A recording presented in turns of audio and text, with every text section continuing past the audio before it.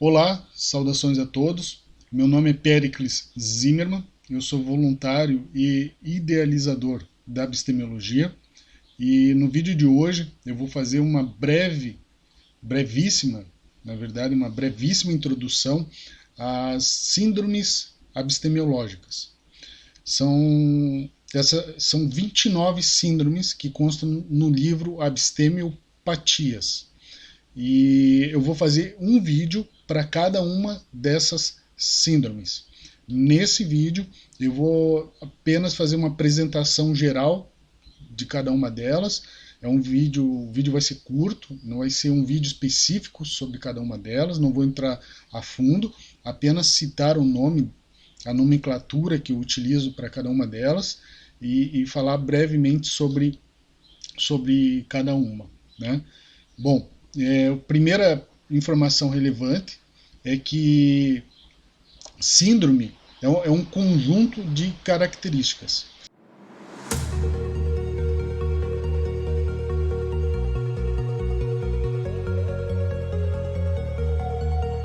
Então, esse conjunto de características que forma uma síndrome, né? Então, a gente não tem uma doença em si, tá? Não é uma comorbidade, uma patologia, mas é um conjunto de características. Quando a pessoa tiver aquele conjunto, a gente diz que ela está passando por determinada síndrome, certo? De um modo geral, a gente pode dizer que existem, para formar esse conjunto de características, né, capazes de sedimentar uma síndrome, a gente pode dizer que existem crenças equivocadas, crenças ou irracionais, crenças disfuncionais, distorção cognitiva, pensamentos falaciosos. Esse conjunto de situações, quando elas tiverem determinadas características, a gente pode pontuar que é uma síndrome abstemiológica, certo?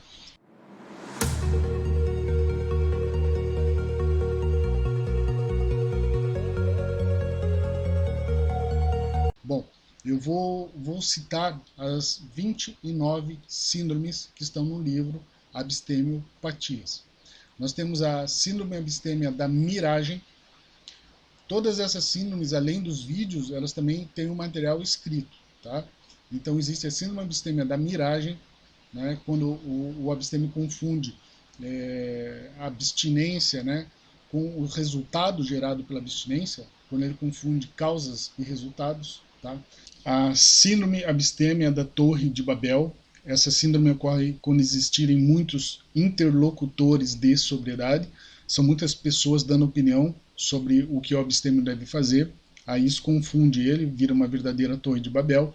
Então, quando tem opiniões divergentes, né, cada um dá uma orientação diferente para o abstêmio, o padrinho, a madrinha, o psicólogo, o psiquiatra, o familiar, é muita orientação para ele, ele se perde. Isso é uma síndrome abstêmia da Torre de Babel.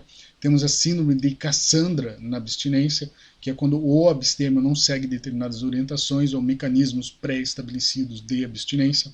Nós temos a síndrome da cegueira deliberada, que é no caso dos familiares, né, os familiares não querem ver a situação, ou o próprio abstêmio não enxerga o que está acontecendo, né, de forma deliberada, tá?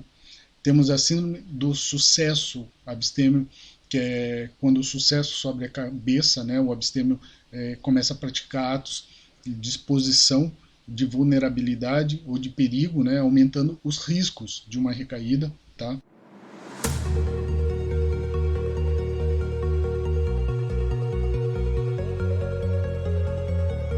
Temos a síndrome abstêmia de Jonas.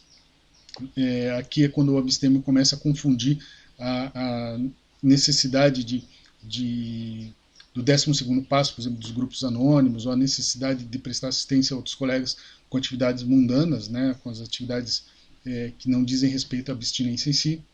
Temos também a síndrome abstêmia do impostor, quando o abstêmio sente que a sua abstinência não está muito bem sedimentada, embora esteja, tá? Isso pode acontecer. Síndrome de burnout no abstêmio, aplicado ao processo de abstinência, né? Quando ocorre uma fadiga da abstinência, a pessoa não aguenta mais ficar em abstinência, estava muito difícil, e ela resolve abrir mão e voltar para a adicção. Temos a síndrome abstêmia de Rebeca, o ciúme pelo sucesso abstêmio. Então é uma espécie de patologia, tá? Um ciúme patológico, digamos, que era presente lá na adicção, agora ele se manifesta na abstinência em relação a colegas que estão em abstinência. Temos a síndrome abstêmia de Estocolmo. Essa síndrome se caracteriza pelo abstêmio manter laços com pessoas que levaram ele, ou conduziram, ou que foram junto com ele até a adicção, né? Então ele estabelece esses laços afetivos tão fortes que não consegue rompê-los durante a abstinência, né? Síndrome da edificação abstêmia deficiente, é muito comum essa síndrome quando existem desvirtuamentos ou desvios da abstinência. Vamos falar sobre isso com detalhes, tá?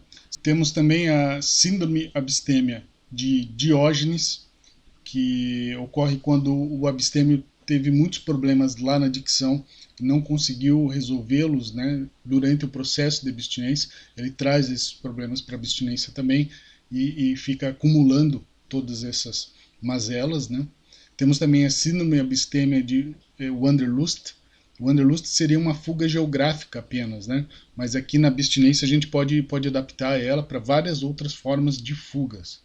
Tá? Então é quando o abstêmio ele resolve fugir do emprego, fugir de relações afetivas, fugir geograficamente, mas não consegue com essas fugas manter-se longos períodos em abstinência, né? Vamos falar disso com bastante detalhes. Temos também a síndrome de Procusto, que é a síndrome de uma inadaptação. A pessoa não está apta, né? Ela não consegue se adaptar ao processo de abstinência. Ela sempre faz menos do que precisa, né? Ou exagera e também acaba recaindo. Temos a síndrome abstêmia da desambição. Isso é muito comum. As pessoas, quando estão em abstinência, parece que elas perdem um pouco da ambição, daquela ambição que é natural e saudável ao ser humano, né? Que é uma vontade de querer crescer. Parece que elas perdem essa ambição. Temos também a síndrome de Nicodemos, aplicada ao processo abstêmio, que a síndrome de Nicodemos é quando a racionalidade ela começa a prejudicar o processo de abstinência, né? Temos também o síndrome do impacto da realidade abstêmia, muito comum nos 2 primeiros anos da abstinência, tá? Síndrome da inefetividade das medidas protetivas, muito comum também, principalmente quando tem familiares envolvidos no processo de abstinência, né? Pessoas que estão tentando ajudar o abstêmio, então as medidas não funcionam e eles culpam as medidas, né? Então isso é muito comum. Síndrome do espelhamento entre o corpo físico e psíquico, isso é muito comum para fissura, tá? É um conjunto de características que são capazes, né, de explicar a fissura. Muito interessante essa síndrome. Síndrome do porre seco, muito comum essa síndrome nos desvirtuamentos da abstinência, tá? Ou no desvio abstêmio de 4º escalão, tá?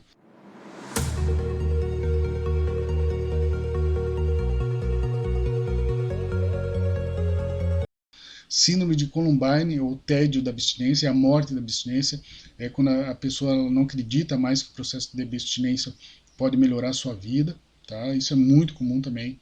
Síndrome de Munchausen, aí nós temos duas, temos a de Munchausen e a Munchausen por procuração, praticada pelos cuidadores do abstêmio. Então, a Munchausen é quando o abstêmio finge que tem um problema, ele já não tem, ele já sabe a solução, mas ele continua se colocando na posição de doente, e a Munchausen por procuração é quando a família, de certo modo, tenta sabotar o processo de abstinência, né, do seu familiar. Tá? Isso pode ocorrer por diversas situações. É muito interessante essa síndrome, que é quando o abstêmio finge que está doente, ou quando a família causa no abstêmio essa necessidade, ou finge que ele está passando mal e tudo mais. Né? Isso ocorre normalmente por situações financeiras. Os casos mais comuns que eu já vi até hoje foram situações financeiras. Né? O abstêmio estava retomando as atividades laborais à frente dos negócios, que estava agora na mão de familiares, e aí houve esse conflito. Então essa Munchausen é uma síndrome muito comum também. A gente aplica ela ao processo de abstinência. Síndrome do retorno ao ninho no processo abstêmio, isso é muito comum, tá? É quando a pessoa já saiu de casa, ela já tem muitos anos, que ela vive fora da residência dos familiares, daí ela precisa voltar para essa residência para ser acolhida. Isso é extremamente conflitante, é uma situação muito complicada para a pessoa que volta e para quem a recebe, né? Isso aí não é fácil, é síndrome do retorno ao ninho, né? Temos a síndrome da alienação parental aplicada ao processo abstêmio, muito comum. Os casais se separam e o pai e a mãe colocam uma culpa no outro pela adicção do filho. Tá?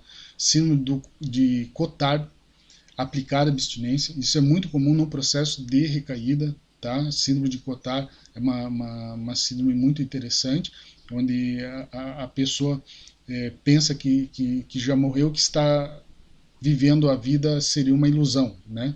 Então isso pode ocorrer e isso fundamenta muitas vezes o processo de recaída, tá? Então é uma síndrome muito curiosa. Síndrome abstêmia de Walt Disney, aí nós temos várias, né? A Peter Pan, veja, a Peter Pan fundamenta a adicção, tá? Aqui nós temos a síndrome de Walt Disney na abstinência. Então pessoas com 5, 10, 15 anos de abstinência podem estar passando por essa síndrome, tá? É quando a imaginação supera a razão, tá? Nós vamos fazer vídeo exclusivo sobre essa síndrome também.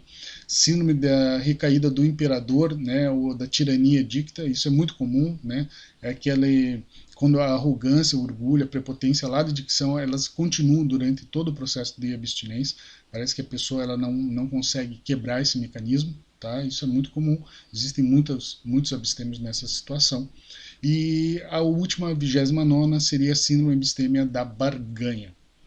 É muito comum, é um desvirtuamento da abstinência, mas muito específico, né?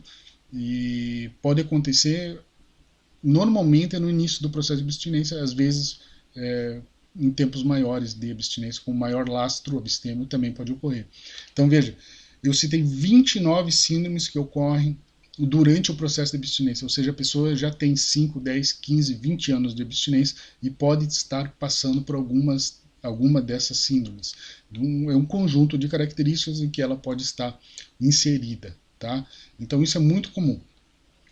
É muito interessante saber disso, é muito interessante estudar isso, porque a gente consegue, quanto mais informações a gente tem sobre cada uma delas, mais a gente consegue perceber que às vezes está dentro de uma síndrome ou está entrando dentro desse sistema de pensamento, né, de formas de pensar, sentir e agir, que consubstanciam essa síndrome, tá bom?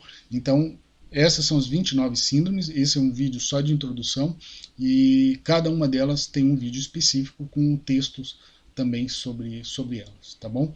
Todas elas estão no livro Abstemopatias. Forte abraço, até a próxima.